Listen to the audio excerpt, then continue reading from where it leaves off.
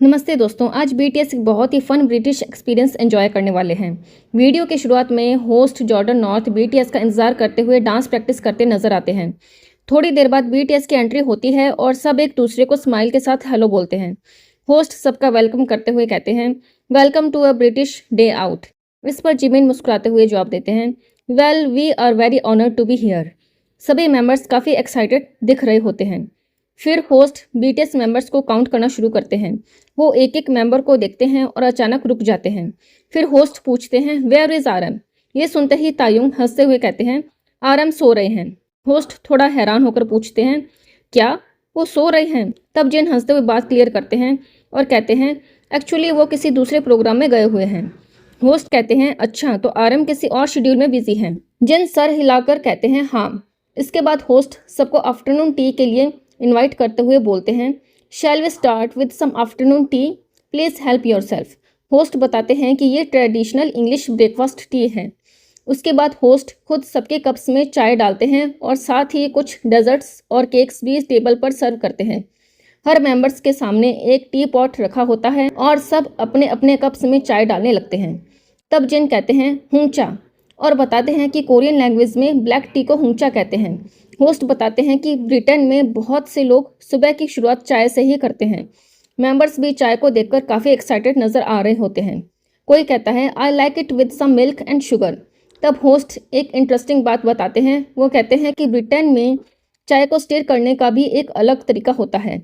Normal clockwise घुमाने की जगह चम्मच को बैक एंड फोर्थ यानी आगे पीछे चलाया जाता है ताकि मिल्क और शुगर अच्छी तरह मिक्स हो जाएं और कप में आवाज़ भी कम आए। सभी मेंबर्स होस्ट का तरीका देखकर वैसे ही चाय मिक्स करते हैं। उसके बाद होस्ट कप उठाकर कहते हैं, चीयर्स। सभी मेंबर्स भी स्माइल के साथ चीयर्स बोलते हैं और चाय का पहला सिप लेते हैं। चाय पीते ही सबके चेहरे पर स्माइल आ जाती है। सब एक साथ कहते हैं, डिलीशियस। तब जंगकुक जे होप से पूछते हैं, क्या तुमने शुगर डाली है? जे होप जवाब देते हैं, नहीं। जंगकुक हंसते हुए कहते हैं, शुगर डालने से और भी टेस्टी लगती है। चाय पीने के बाद होस्ट टेबल पर रखे हुए एक स्पेशल ब्रिटिश केक की तरफ इशारा करते हैं। वो कहते हैं कि आफ्टरनून टी का असली मज़ा तब आता है जब चाय के साथ स्पून्स और केक्स भी खाए जाएं। होस्ट सबसे पहले स्पून्स उठाते हैं और बताते हैं कि इसे कैसे खाया जाता है। वो पहले स्पून्स को बीच से कट करते हैं, उसके बाद उस पर क्रीम लगाते हैं और फिर उसके ऊपर स्ट्रॉबेरी जैम लगा देते हैं। होस्ट हंसते हुए कहते हैं, ऐसे खाने से इसका टेस्ट और भी अच्छा लगता है। ये देखकर जे होप तुरंत कहते हैं, हमें भी बिल्कुल इसी तरह ट्राई करना चाहिए। तब जिन पूछते हैं, ये बटर है या क्रीम? होस्ट मुस्कुराते हुए जवाब देते हैं, ये क्रीम है।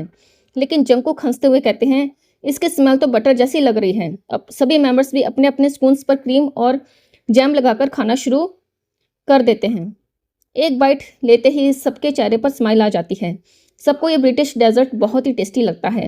होस्ट फिर मजाक में कहते हैं, मुझे पता है तुम लोग अभी एयरपोर्ट से सीधा आए हो, इसलिए तुम सबको बहुत भूख लगी होगी। जिमिन हंसते हुए जवाब देते हैं, हाँ हम अभी अभी आए हैं। होस्ट पूछते हैं, क्या ये तुम सबकी पहली बार ब्रिटिश आफ्टरनून टी है? जे होप कहते हैं, हाँ पहली बार। होस्ट मुस्कुराते हुए कहते हैं, उम्मीद करता हूँ कि ये आखिरी बार नहीं होगा। इसके बाद होस्ट बीटीएस से यूके के बारे में बात करना शुरू करते हैं। वो पूछते हैं, तुम लोग कई बार यूके आ चुके हो, तुम्हें यहाँ की सबसे ज़्यादा क्या चीज़ पसंद है? जे होप बिना सोचे तुरंत जवाब देते हैं, ऑफ कोर्स यूके आर्मी। ये सुनकर सभी मेंबर्स स्माइल करने लगते हैं। तब जंगकुक भी एक और चीज़ ऐड करते हैं और कहते हैं, और वेफल्स भी।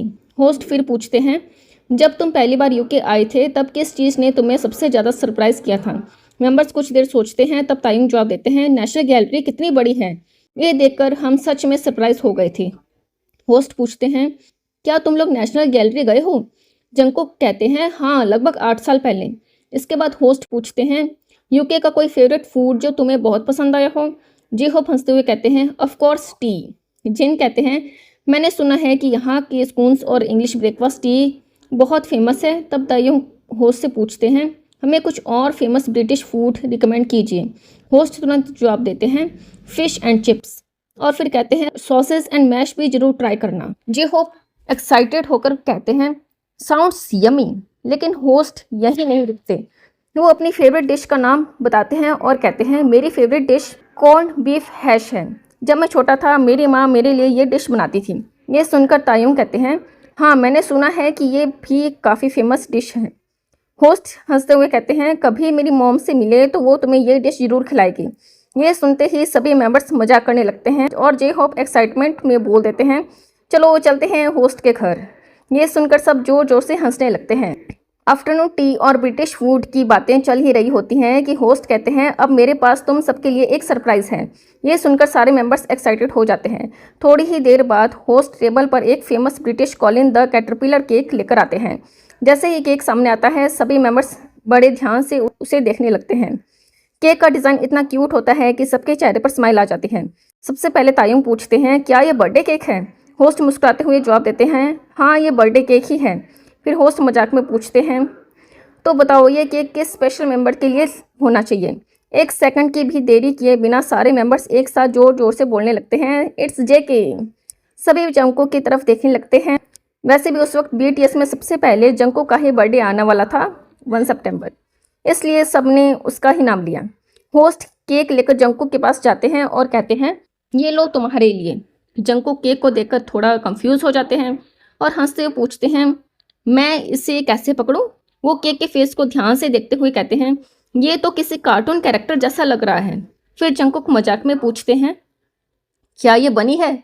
और अगले ही पल बोलते हैं, या फिर ये किसी एलियन जैसा लग रहा है। ये सुनकर सब जोर जोर से हंसने लगते हैं। जे होप हंसते हुए कहते हैं, अरे नहीं ये तो कैटरपिलर है। इसके बाद होस्ट केक कट करने लगते हैं और सभी मेंबर्स को एक एक पीस सर्व करते हैं। सभी मेंबर्स बड़े मज़े से केक खाते हैं। केक का टेस्ट सबको बहुत पसंद आता है। सबसे पहले जे होप रिएक्शन देते हैं, वाओ ये सच में बहुत स्वीट है। उसके बाद शुगा कहते हैं, इसमें तो असली चॉकलेट का टेस्ट आ रहा है। फिर शुगा मजाक करते हुए पूछते हैं, तुम्हें पता है ना कभी कभी बहुत ज़्यादा मीठा खाने से हेडेक भी हो जाता है। होस्ट हंसते हुए पूछते हैं, अच्छा बताओ अब तुम लोगों को कोई कोरियन स्नैक खाना है? ये सुनते शुगा बिना सोचे तुरंत बोल देते हैं, हाँ कोरियन स्नैक्स। कुछ ही देर में टेबल पर कोरियन स्नैक्स आ जाते हैं। स्नैक्स देखते ही जे होप उसका कोरियन नाम तुरंत बोल देते हैं। होस्ट उनकी प्रोनाउंसिएशन सुनकर इम्प्रेस हो जाते हैं और कहते हैं, वाओ तुम्हारी प्रोनाउंसिएशन बहुत अच्छी है। तब जिन एक स्नैक उठाकर कहते हैं, मैं आजकल घर पर यह स्नैक काफ़ी खाता हूँ। सभी मेंबर्स भी कोरियन स्नैक्स का टेस्ट लेते हैं और सबको वो बहुत पसंद आते हैं। जिन हंसते हुए एक बहुत प्यारी लाइन बोलते हैं, ये स्नैक्स खाकर ऐसा लग रहा है जैसे फैमिली रीयूनियन हो गई हो। ये बात सुनकर सब मुस्कुराने लगते हैं। होस्ट फिर एक इमोशनल सवाल पूछते हैं। वो कहते हैं, जब तुम लोग एक दूसरे से दूर रहते हो तो क्या तुम एक दूसरे को मिस करते हो? जंगकुक बिना किसी हेजिटेशन के तुरंत जवाब देते हैं, ऑफ कोर्स। इसी बीच जे होप अपने स्नैक्स को तोड़कर उसका शेप एक हार्ट जैसा बना देते हैं। ये देखकर सब फिर से हंसने लगते हैं और माहौल और भी फनी हो जाता है। कोरियन स्नैक्स एंजॉय करने के बाद होस्ट बात को मिलिट्री सर्विस की तरफ ले जाते हैं। वो पूछते हैं, मिलिट्री सर्विस के बाद तुम सब ने सबसे ज़्यादा बदलाव किस मेंबर्स में देखने को मिला? जिमिन बिना देर के तायुंग की तरफ देखते हैं और कहते हैं, ये मिलिट्री के बाद बिल्कुल अलग लग रहा था। उसने काफ़ी मसल्स बना लिए थे। ये सुनकर होस्ट भी हैरान रह जाते हैं।